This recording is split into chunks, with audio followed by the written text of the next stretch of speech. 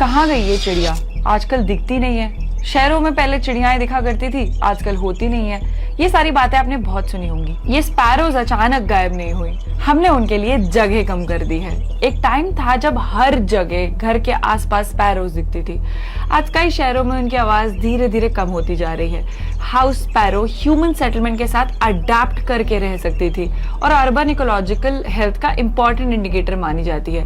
लेकिन इंडिया के कई रीजन्स में इनकी पॉपुलेशन बहुत स्पीड से डिक्लाइन हुई। पंजाब, हरियाणा और वेस्ट बंगाल जैसे स्टेट्स में शार्प डिक्लाइंस हैं।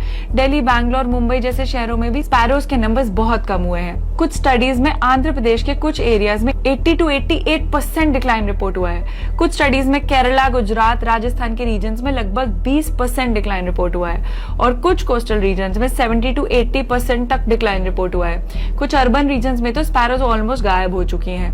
सबसे बड़ा रीजन माना जाता है नेस्टिंग स्पेसेस का लॉस। पुराने घरों में होल्स और गैप्स होते थे जहां स्पैरोज नेस्ट बना लेती थी।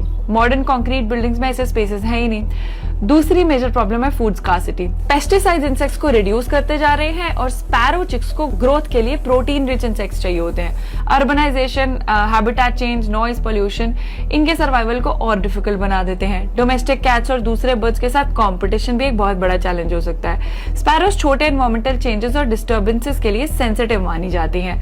मोबाइल टावर से इलेक्ट्रोमैग्नेटिक रेडिएशन को भी एक पॉसिबल फैक्टर सजेस्ट किया गया है, लेकिन साइंटिफिक एविडेंस भी मिक्स्ड है। और इंपॉर्टेंट बात यह है कि स्पैरो डिक्लाइन का सबसे strongest linked reason habitat loss और फूड स्कार्सिटी माना जा रहा है। हाउस स्पैरो का डिसअपियर होना सिर्फ एक बर्ड की कहानी नहीं है, ये एक सिग्नल है कि हमारे अर्बन इकोसिस्टम्स रैपिडली चेंज हो रहे हैं और कुछ तो गड़बड़ है।